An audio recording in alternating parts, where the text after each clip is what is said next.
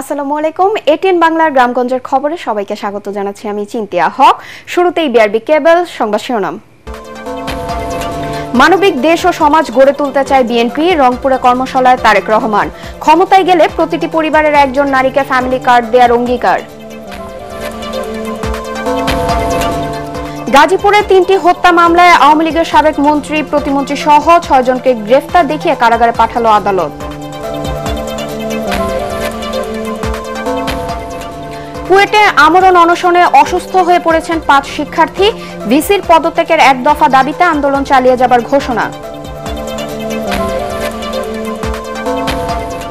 নারায়ণগঞ্জের সিদ্ধিরগঞ্জে নাশকতার মামলায় মিয়ানমারের সশস্ত্র সংগঠন আরসা প্রধান জুনুনি সহ 5 জন রিমান্ড শেষে কারাগারে।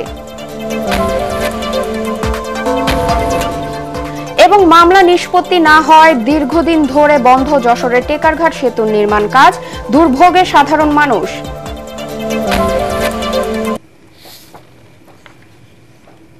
শুনছিলেন বিআরবি কেবল সংবাদ শিরোনাম, এবার বিস্তারিত সংবাদ। বিএনপি মানবিক সমাজ ও দেশ গড়ে তুলতে চায় বলে জানিয়েছেন দলের ভারপ্রাপ্ত চেয়ারম্যান তারেক রহমান।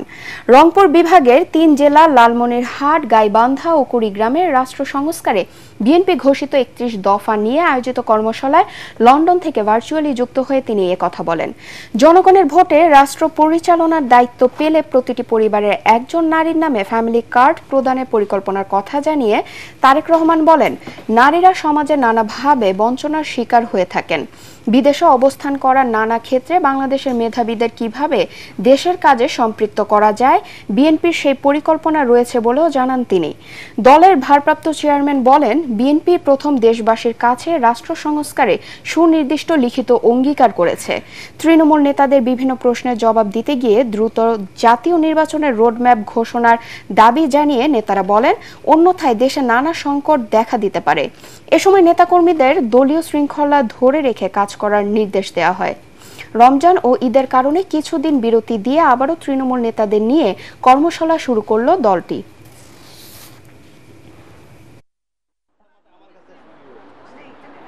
মোটামুটি ভাবে আমরা বলছি ফ্যামিলি কার্ড।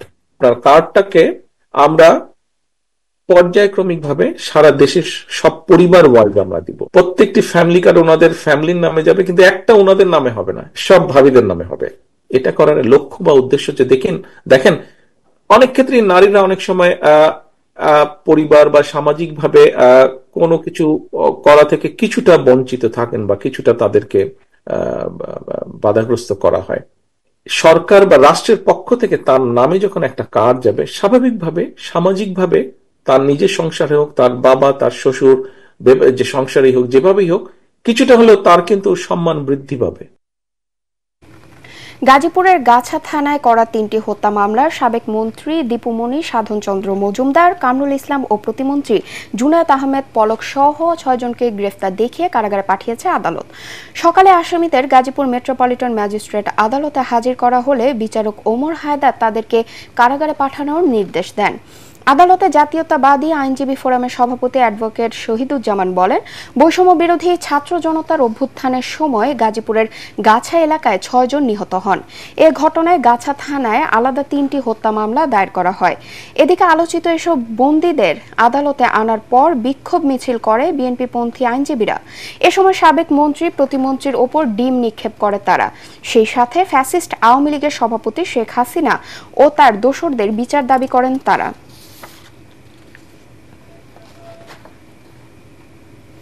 কুয়েট উপাচার্যের পদত্যাগের 1 দফা দাবিতে আমরণ অনশনে অংশ নেওয়া 32 শিক্ষার্থীর মধ্যে 5 জন অসুস্থ হয়ে পড়েছেন।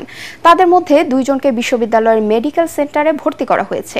সোমবার বিকেলে স্টুডেন্ট ওয়েলফেয়ার ভবন চত্বরে অনশন কর্মসূচি শুরু করেন খুলনা প্রকৌশল ও প্রযুক্তি বিশ্ববিদ্যালয়ের শিক্ষার্থীরা।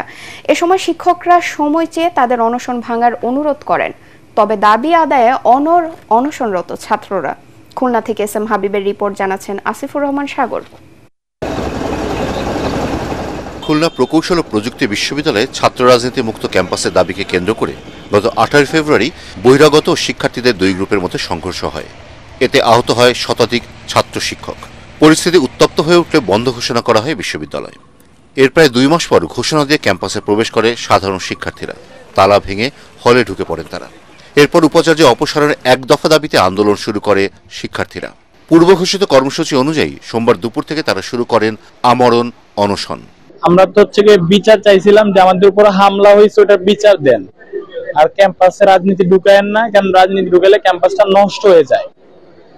ওইটুক না পেয়ে উল্টা আমার আরো দমন পীড়ন করানো হইলো। ভিসিকে অপসারণ করে নতুন যিনি ভিসি হবেন ওনার দায়িত্বে নতুন তদন্ত কমিটি দিয়ে যারা দোষী আছে তাদের শাস্তি দিতে হবে। আমরা আসলে এখানে নেগোসিয়েশন করার জন্য বসিনি, আমরা দাবি আদায় করার জন্য বসছি। আর এখন অব্দি আমরা যারা হলে আছি, হলে যে আমরা কিভাবে খাওয়া দাওয়া করতেছি বা আমাদের হলের ব্যবস্থাটা কেমন আছে, এখন অব্দি এই বিষয়ে তারা কোনো অগ্রগতি নেয়নি বা কোনো ভূমিকা রাখেনি, কোনো কর্মচারীকে পর্যন্ত ভেতরে ঢুকতে দেওয়া হচ্ছে। বিশ্ববিদ্যালয় প্রশাসন বলছে ছাত্রদের 5টি দাবি এরই মধ্যে মেনে নেওয়া হয়েছে।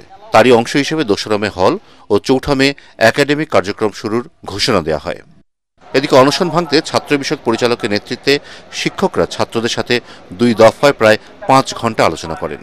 এ সময় শিক্ষকরা বলেন, শিক্ষার্থীরা তাদের প্রতিপক্ষ নয়, আলোচনায় যে কোনো সমস্যা সমাধান সম্ভব। এই কুয়েতের সার্বিক মঙ্গলের জন্য আমরা ভেদাভেদ ভুলে আমরা আলোচনায় আসি, আমরা সামনাসামনি আলোচনা আসি, এবং 4 তারিখ থেকে আমাদের পরীক্ষা ক্লাস সবই স্বাভাবিক হোক এবং তোমরা আমাদেরকে সহযোগিতা করো, আমরা তোমাদেরকে সহযোগিতা করব, এবং আজকের মধ্যে আলোচনার মাধ্যমে এর একটা ভালো রেজাল্ট আসবে এবং কুয়েত উইন করবে, আমি সেই আশাবাদ ব্যক্ত করছি। আন্দোলনরত শিক্ষার্থীদের দাবি নতুন ভিসি নিয়োগ দিয়ে ঘটনার পুনর্তদন্তের। অপরদিকে শিক্ষক নেতৃবৃন্দ বলছেন, ক্যাম্পাসকে অশান্ত করতেই একটি মহল থেকে ছাত্রদের মাঝে বিভ্রান্তি ছড়ানো হচ্ছে। Bureau report, ATN Bangla. নারায়ণগঞ্জের সিদ্ধিরগঞ্জ থানায় নাশকতার মামলায় মিয়ানমারের সশস্ত্র সংগঠন আরসা প্রধান আতাউল্লাহ আবু আম্মার জুনুনি সহ 5 জনকে 8 দিনের রিমান্ড শেষে কারাগারে পাঠিয়েছে আদালত। বিকেলে সিনিয়র জুডিশিয়াল ম্যাজিস্ট্রেট বেলায়েত হোসেনের আদালত তাদেরকে কারাগারে পাঠানোর নির্দেশ দেন। রিমান্ড প্রাপ্তরা হলো আতাউল্লাহ আবু আম্মার জুনুনি ওরফে আতাউল্লাহ, মোস্তাক আহমেদ, সলিমুল্লাহ, আসমতুল্লাহ ও হাসান। তারা সকলেই মিয়ানমারের বিভিন্ন এলাকার বাসিন্দা। এর মধ্যে আতাউল্লাহ ছাড়া বাকি সবাই কক্সবাজারের রোহিঙ্গা ক্যাম্পে বসবাস করতেন। গত 17 মার্চ ভোরে সিদ্ধিরগঞ্জের ভূমিপল্লী আবাসিক এলাকার একটি বাড়িতে অভিযান চালিয়ে আসামিদের গ্রেফতার করে র্যাব 11। পরে সিদ্ধিরগঞ্জ থানায় 2টি মামলা দায়ের করা হয়। গ্রেফতার আতাউল্লাহর বিরুদ্ধে 9টি হত্যা মামলা সহ একাধিক অভিযোগ রয়েছে। ফ্যাসিবাদী দল হিসেবে আওয়ামী লীগকে নিষিদ্ধ ও জুলাই আগস্ট গণহত্যার সাথে জড়িতদের বিচারের দাবি জানিয়ে বগুড়ায় বিক্ষোভ সমাবেশ করেছে বাংলাদেশ গণতান্ত্রিক ছাত্র সংসদ। দুপুরে শহরের সাতমাথার মুক্ত মঞ্চে এই বিক্ষোভ সমাবেশ করে তারা। এ সময় যেসব দল আওয়ামী লীগকে পুনর্বাসনের চেষ্টা করবে, জুলাই আগস্টের বিপ্লবের চেতনায় ছাত্র জনতা তাদেরকেও রাজনীতি থেকে উচ্ছেদ করবে বলে হুঁশিয়ারি দেন।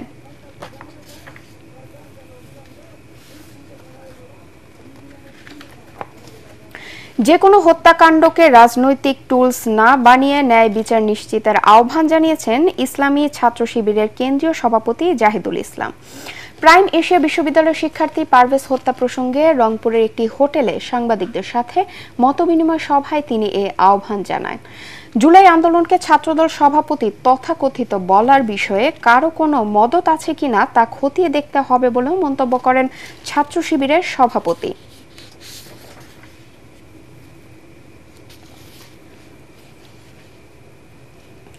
চট্টগ্রাম বিশ্ববিদ্যালয়ের অপহৃত 5 শিক্ষার্থীর সন্ধানের দাবিতে মানববন্ধন ও চট্টগ্রাম রাঙ্গামাটি খাগড়াছড়ি মহাসড়ক অবরোধ করেছেন শিক্ষার্থীরা। দুপুরে 24 শহীদ মিনার চত্বরে মানববন্ধন ও সমাবেশ করেন তারা। পরে সড়ক অবরোধ করা হয়। অবরোধের ফলে দুই পাশে যান চলাচল বন্ধ হয়ে অচল হয়ে পড়ে সড়কটি। এ সময় যানজটে আটকে পড়া শত শত যানবাহন। শিক্ষার্থীরা জানান 6 দিন পার হলেও শিক্ষার্থীদের উদ্ধারে প্রশাসনের সন্তোষজনক তৎপরতা লক্ষ্য করা যাচ্ছে না। এমত অবস্থায় দ্রুত সুস্থ শরীরে অপহৃত শিক্ষার্থীদের উদ্ধারের দাবি জানিয়েছেন তারা। যশোরের মনিরামপুর ও অভয়নগর উপজেলার সংযোগ স্থলে নির্মিত টেকারঘাট সেতুর নির্মাণ কাজ দীর্ঘদিন বন্ধ থাকায় দুর্ভোগে লাখো মানুষ। অস্থায়ীভাবে পারাবারের জন্য একটি কাঠের সেতু থাকলেও সেটি ঝুঁকিপূর্ণ হওয়ায় প্রায় ঘটছে দুর্ঘটনা। এলজিইডি জানিয়েছে হাইকোর্টের আদেশে বন্ধ রয়েছে নির্মাণ কাজ। আদালতে বিষয়টি সুরাহা না হলে দ্রুতই নির্মাণ কাজ শেষ করা সম্ভব হবে। যশোর থেকে তামান্না ফারজানা পাঠানো রিপোর্ট, জানাচ্ছেন মিজান শাহজাহান। অভয়নগর ও মনিরামপুর উপজেলার মধ্যে যোগাযোগ ব্যবস্থা সহজ করতে টেকা নদীর উপর ৮০-র দশকে সেতু নির্মাণ করেছিল তৎকালীন সরকার। পুরানো সেই সেতু ভেঙে এক স্থানে প্রায় ৮ কোটি টাকা ব্যয়ে নতুন সেতু নির্মাণের উদ্যোগ গ্রহণ করে স্থানীয় সরকার প্রকৌশল অধিদপ্তর। ২০২১ সালের অক্টোবরে সেতু নির্মাণ শুরু হয়। কাজ শেষ হওয়ার কথা ছিল ২০২৩ সালের মার্চ মাসে। কিন্তু সেতুর উচ্চতা সমস্যা নিয়ে উচ্চ আদালতে রিট করেন সামাজিক সংগঠন ভৈরব নদ সংস্কার আন্দোলন। আদালতে বিষয়টি নিষ্পত্তি না হয় বন্ধ হয়ে আছে সেতু নির্মাণ কাজ। প্রতিদিন হাজার হাজার গাড়িগুলো এবং হাজার হাজার মানুষের পারাপার হওয়া লাগে এবং এতে দুই পাশে রাস্তা কমপ্লিট হয়ে গেছে, শুধু এই ব্রিজটাই এখানে অকার্য হয়ে পড়ে আছে। ৩ থেকে ৪ বছর পর্যন্ত করতে যাইও সম্পূর্ণভাবে করতে পারি নাই। আমার সাপোর্টের 10টা লোক থাকে, ওইটা নিয়ে যাওয়ার জন্য অনেক রিস্ক, মনে করেন যে অনেকবার ওখানে মাঝায় যে ভেঙে পড়ছে অনেকবার, যেটা মানে লোকজন অনেক আতঙ্ক থাকে এটুকু পার হওয়ার জন্য। সেতুর কাজ বন্ধ থাকায় পাশে অস্থায়ীভাবে নির্মিত একটি কাঠের সেতু দিয়ে চলাচল করছে স্থানীয়রা। অস্থায়ী সেতু দিয়ে কোনো বড় গাড়ি বা অ্যাম্বুলেন্স যাতায়াত করতে পারছে না। হাইকোর্ট থেকে নিষেধাজ্ঞার প্রেক্ষিতে সেখানকার কাজ এবং পেমেন্ট আপাতত বন্ধ আছে। আমরা হাইকোর্টে শুনানির অপেক্ষায় আছে। শুনানি হলে পরে নির্দিষ্ট সময়ের পর হাইকোর্ট আবার যদি আমাদের আদেশ প্রকাশ করেন তাহলে পরে আমরা শীঘ্রই কাজ শুরু করতে পারবো। টেকারঘাট সেতু সহ যশোরে ৮টি সেতু নির্মাণ কাজ উচ্চ আদালতের নির্দেশে বন্ধ রয়েছে। এসব মামলার দ্রুত নিষ্পত্তি করে সেতু নির্মাণের দাবি এলাকাবাসীর। Bureau report, ATN Bangla. নারায়ণগঞ্জের ফতুল্লার ভুইগড়ে নকশা বহির্ভূত বেশ কয়েকটি নির্মাণাধীন ভবনে অভিযান পরিচালনা করেছে রাজধানী উন্নয়ন কর্তৃপক্ষ রাজুক। সকাল থেকে বিকেল পর্যন্ত ভুইগড়ের শান্তিধারা, গিরিধারা, বউবাজার এলাকায় ৮টি নির্মাণাধীন ভবনে এ অভিযান চালানো হয়। এ সময় ইমাম হোসেন নামে এক ভবন মালিককে ২ লাখ টাকা জরিমানা, অনাদায়ে ১ মাসের কারাদণ্ড দেওয়া হয়। একই সাথে বেশ কয়েকটি ভবনের নকশা বহির্ভূত অংশ ভেঙে বিচ্ছিন্ন করে দেওয়া হয় বিদ্যুৎ সংযোগ। রাজুকের নির্বাহী ম্যাজিস্ট্রেট শিলাব্রত কর্মকার এ অভিযান পরিচালনা করেন। রাজুকের ঊর্ধ্বতন কর্মকর্তা সহ আইন শৃঙ্খলা বাহিনীর সদস্যরা এ সময় উপস্থিত ছিলেন। এটিএন বাংলার মার্কেটিং অ্যান্ড সেলস বিভাগের সিনিয়র ডিজিএম এবং বাংলাদেশ চলচ্চিত্র পরিচালক সমিতির সাংগঠনিক সম্পাদক শাহিন কবির টুটুলের মা বেগম হাজেরা লতিফ ইন্তেকাল করেছেন। ইন্না লিল্লাহি ওয়া ইন্না ইলাইহি রাজিউন। গত রাতে চিকিৎসাধীন অবস্থায় মারা যান তিনি। দীর্ঘদিন যাবৎ তিনি বার্ধক্যজনিত রোগে ভুগছিলেন। তিনি 4 ছেলে ও 2 মেয়ে সহ বহু গুণাগ্রাহী রেখে গেছেন। বাদ আসর জানাজা শেষে কুমিল্লার পারিবারিক কবরস্থানে তাকে দাফন করা হবে। তার মৃত্যুতে শোকাহত এটিএন বাংলা পরিবার। চট্টগ্রামের ঐতিহ্যবাহী আব্দুল জব্বার স্মৃতি কুস্তি প্রতিযোগিতা বা বলি খেলার 116তম আসর বসছে আগামী 25 এপ্রিল। লালদিঘি মাঠে অনুষ্ঠিতব্য খেলায় দেশের বিভিন্ন স্থান থেকে আসা বলিরা অংশ নেবেন। এ উপলক্ষে 24 এপ্রিল থেকে 3 দিনের বৈশাখী মেলা বসবে লালদিঘি মাঠ ও আশপাশের কয়েক বর্গ কিলোমিটার এলাকায়।